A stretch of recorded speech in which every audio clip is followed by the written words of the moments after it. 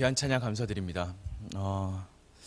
요즘에 하는 말로 다크 투어라는 말이 있더라고요. 얼마 전에 TV를 봤더니 처음 떠나는 다크 투어 해서 여행을 가는 프로그램도 있던데, 이 다크 투어라는 것은 인간이 저지른 과거의 어두운 현장을 찾아가서 오늘의 그 의미를 되살려보는 시공간 여행을 의미하는 말이라고 합니다. 대표적인 다크 투어의 장소는 이 400만 유대인을 학살했던 아우슈비츠, 폴란드에 있는 이 수용소이기도 하고요. 또 200만 양민을 학살했던 캄보디아의 킬링필드도 다크 투어의 아주 유명한 장소라고 합니다. 우리나라에도 이런 장소가 있는데요. 서대문 형무소, 광주 국립 5.18 민주묘지, 그리고 거제 포로 수용소, 또 제주 4.3 평화공원, 이런 곳들이 우리나라 국내에 있는 다크 투어의 여행지라고 할 수 있겠죠. 얼마 전에 서울시에서 일제 통치 기구였던 통감부를 시작으로 신사 참배를 했었던 경성신사, 그리고 조선 신궁터로 이어지는 이 국치의 길이라는 걸 조성했다고 하더라고요. 물론 이 역사가 우리에게 어둡고 아프고 또 쓰라린 눈물의 역사이긴 하지만, 그 길을 걸으면서 다시는 우리 민족의 그렇게 안타까운 또 부끄러운 역사가 반복되지 않기를 소망하는 교훈을 얻어보는 것이 어떻겠느냐라는 것이 이 국치의 길 조성의 의미가 아닐까 생각해 보았습니다. 역사에는 영광스러운 역사, 그리고 자랑스러운 역사도 있습니다. 그것도 좋지만 부끄러운 역사도 우리의 역사라는 것을 인정해야 할 것입니다. 그리고 어쩌면 우리의 역사 가운데 그 부끄러운 역사, 그리고 아픈 역사가 더 많은 교훈을 우리에게 던져주고 있는지도 모르겠습니다. 오늘 우리가 함께 읽었던 말씀은 북이스라엘의 부끄러운 신앙의 역사 이야기입니다. 북이스라엘은 오늘 말씀을 통하여서 결국 멸망당하는 모습을 보여주었습니다. 기원전 925년 솔로몬이 죽은 후에 여로보암이 나라를 창건하고 200여 년간 지속되어져 왔던 북이스라엘, 19명의 왕 가운데 8명이 암살되었고 그 왕조는 총 4번 교체되었습니다. 남유다는 다윗 왕조가 끝까지 다스렸던 것에 반하여서 북이스라엘은 쿠데타가 계속해서 진행되어져 왔던 혼란스러운 나라였습니다. 여로보암 2세가 죽은 후에 30년 동안 6명이 왕위 쟁탈전을 벌였고, 그 중에 5명은 신복에게 죽임을 당하는 굉장히 어지럽고 추악했던 죄악으로 가득한 나라였습니다. 남유다보다 땅이 넓었고 남유다보다 사람들이 많아서 군사력도 훨씬 강했지만, 나라의 명은 남유다에 비해 짧았던 그 북이스라엘의 문제는 무엇이었겠습니까? 이스라엘은 사실 두 강대국 사이에 끼어져 있었던 약소국이었습니다. 북쪽에는 아수르가, 남쪽에는 이집트가 아주 강대국으로 자리 잡고 있었습니다. 그리고 이 두 나라 사이에 있었던 이스라엘은 어떻게 국제관계를 이어서 해야 할까가 굉장히 큰 관심사였습니다. 그리고 이스라엘은 너무나 간단한 선택을 했습니다. 그 선택은 강한 자 편에 선다라는 것이었습니다. 그래서 그들은 아수르가 등장하기 전까지 국제 정세의 패권을 붙잡고 있었던 이 이집트, 그들이 노예 생활을 하고 있어서 너무나 잘 알고 있었다라고 생각했던 그 이집트 앞에 엎드리게 되었습니다. 우리가 너무나 잘 알고 있는 솔로몬은 이집트의 사위였듯이 이스라엘은 이집트의 힘을, 그들의 병사를 의지하는 모습을 끊임없이 보여주었습니다. 그리고 하나님께서는 이러한 이스라엘의 모습을 경고하고 경계하라 하셨습니다. 신명기 17장 16절의 말씀인데요. 그는 병마를 많이 두지 말 것이요 병마를 많이 얻으려고 그 백성을 애굽으로 돌아가게 하지 말 것이니, 이는 여호와께서 너희에게 이르시기를 너희가 이후에는 그 길로 다시 돌아가지 말 것이라 하셨음이며, 열왕기하 18장 21절 말씀입니다. 이제 내가 너를 위하여 저 상한 갈대 지팡이 애굽을 의뢰하도다. 사람이 그것을 의지하면 그의 손에 찔려 들어갈지라. 애굽의 왕 바로는 그에게 의뢰하는 모든 자에게 이와 같으니라. 이사야 30장 7절 말씀. 애굽의 도움은 헛되고 무익하니라. 이사야 36장 6절 말씀, 보라 내가 애굽을 믿는도다. 그것은 상한 갈대 지팡이와 같은 것이라. 사람이 그것을 의지하면 손이 찔리리니 애굽 왕 바로는 그를 믿는 모든 자에게 이와 같으니라. 에스겔 30장 6절 말씀, 여호와께서 이같이 말씀하셨느니라. 애굽을 붙들어 주는 자도 엎드러질 것이요 애굽의 교만한 권세도 낮아질 것이라. 아멘. 이스라엘이 붙잡고 의지해야 하는 것은 어떤 나라나 병사나 병거, 군사가 아니었습니다. 그들을 애굽에서 이끌어내고 광야를 지키시고 그리고 다윗 왕조를 세우시고 그들을 지켜주시겠다 언약을 더해주신 하나님이었어야만 합니다. 하지만 이스라엘 백성들은, 특별히 북이스라엘 사람들은 너무나 어리석게도 하나님이 아닌 말과 군사를, 강대국을, 상한 갈대 지팡이와 같은 애굽을 의지하고 있었던 것입니다. 하나님이 아닌 세상을, 그 세상을 의지한 그들은 세상의 변화에 마주하며 또다시 그들의 중심을 흔들리는 모습을 보여주게 됩니다. 아수르가 시대의 강자로 떠오르자 애굽과 아수르 사이에서 고민하는 이스라엘을 보며 호세아 선지자는 이렇게 이야기합니다. 호세아서 7장 11절 말씀입니다. 에브라임은 어리석은 비둘기같이 지혜가 없어서 애굽을 향하여 부르짖으며 아수르로 가는도다. 북이스라엘의 마지막 왕이었던 호세아는 지금까지 그들의 나라를 지키고 있었던 반아수르 정책을 버리고 친아수르 정책을 펴게 됩니다. 이집트의 국군은 점점 쇠해지고 아수르는 점점 강성해지는 모습을 보이고 있었기 때문에 그들은 친이집트 정책을 버리고 정치 노선을 바꾸게 되는 것입니다. 그의 전임 왕이었던 베가는 반아수르 정책을 사용하다가 아수르의 공격으로 죽었고 나라는 쑥대밭이 되었기 때문에 호세아의 입장에서는 고유지책으로 선택했던 방법이었을 수도 있었겠습니다. 의리상으로는 이집트와 친하게 지내야 하였지만 나라를 유지하기 위해서는 어쩔 수 없이 강했던 아수르와 친하게 지내야만 했던 호세아 왕. 그렇게 시간이 흘러서 강력한 전제 군주였던 아수르의 디글랏 빌레셀이 죽자 호세아는 때가 왔다라고 생각했습니다.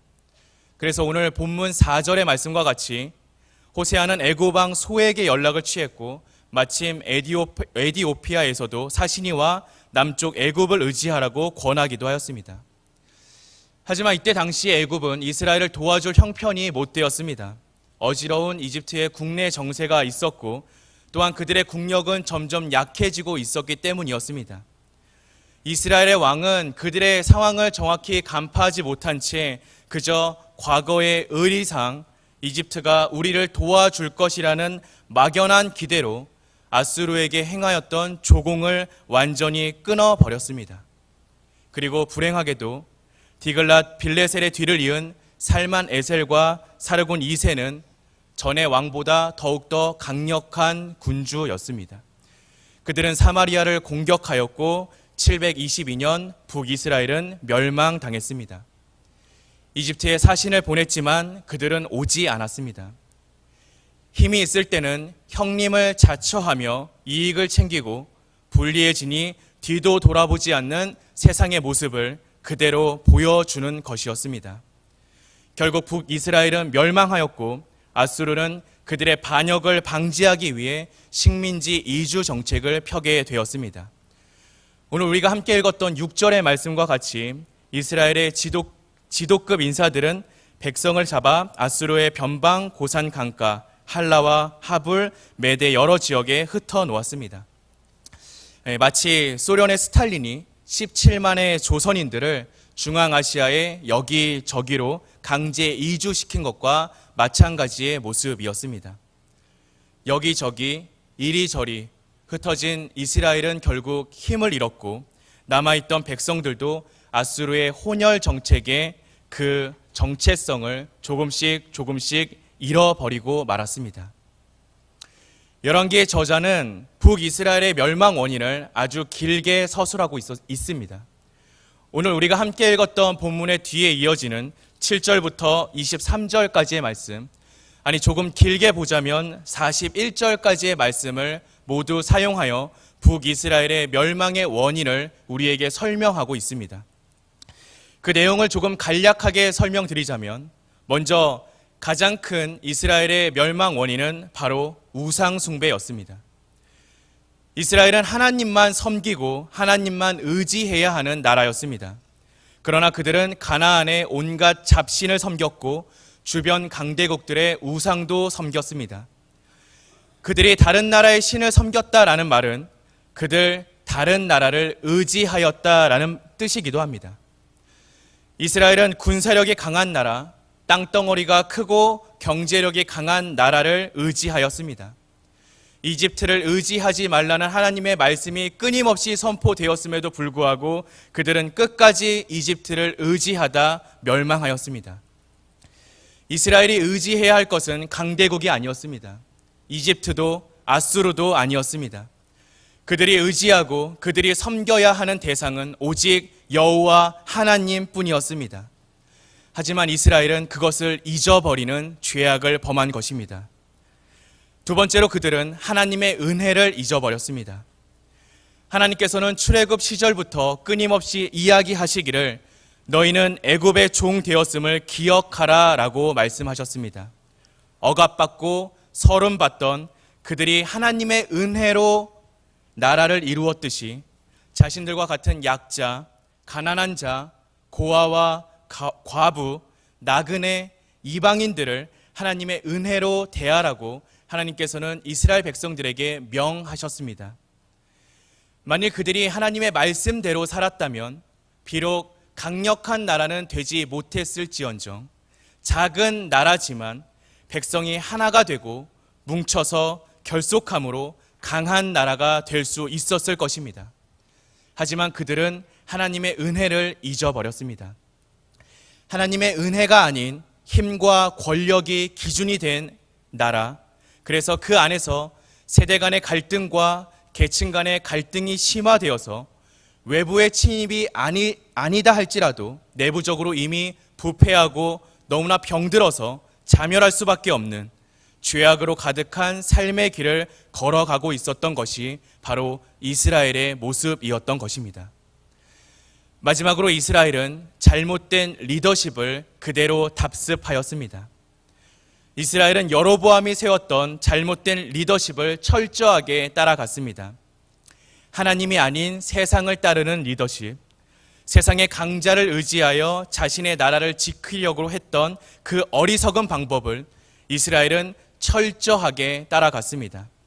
단 한 명도, 그리고 단 한 번도 그 리더십을 바꾸려 하지 않았고 새로운 정치를 펴려고 생각조차 하지 않았습니다.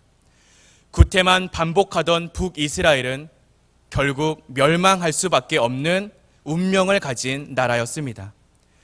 그런데 더 큰 문제는 북이스라엘의 멸망을, 그리고 그들이 걸어갔던 죄악의 길을 그대로 바라보고 있었던 남유다가 역시 똑같은 길을 걸어 멸망당했다라는 사실입니다. 열왕기하 17장 19절에서 20절까지의 말씀입니다. 유다도 그들의 하나님 여호와의 명령을 지키지 아니하고 이스라엘 사람들이 만든 관습을 행하였으므로 여호와께서 이스라엘의 온 족속을 버리사 괴롭게 하시며 노략군의 손에 넘기시고 마침내 그의 앞에서 쫓아내시니라. 아멘. 어리석은 인간은 역사 앞에서 아무것도 배우지 못한다라고 합니다. 남유다의 모습을 보면 그 말이 참 맞는 것 같습니다. 그리고 오늘 우리는 북이스라엘의 역사 앞에 서 있습니다. 오늘 우리는 이 역사의 이야기 앞에서 무엇을 생각하고 무엇을 결단할 수 있겠습니까?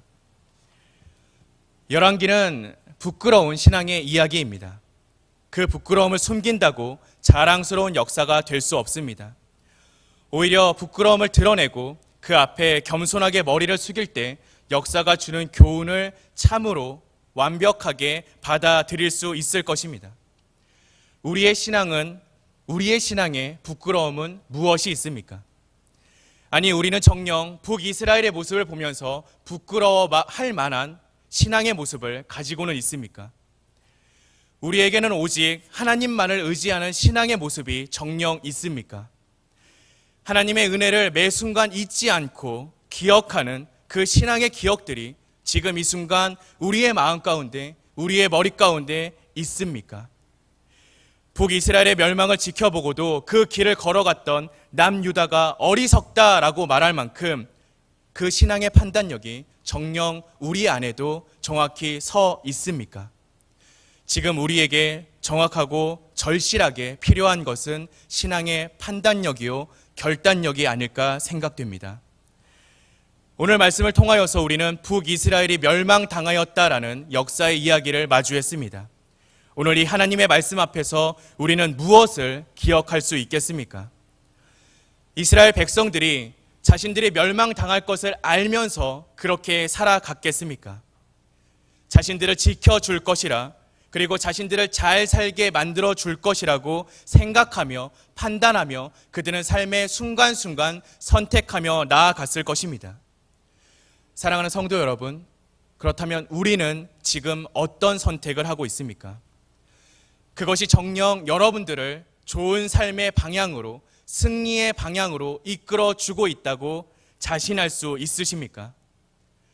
우리의 삶의 끝에 승리가 있기 위해서는, 우리가 영원한 생명을 소유하기 위해서는 우리는 오직 하나님만을 의지하는 삶에서 벗어나서는 안 될 것입니다. 우리는 다른 것을 선택해서는 안 됩니다. 그것에는 어떠한 타협의 여지도 없습니다.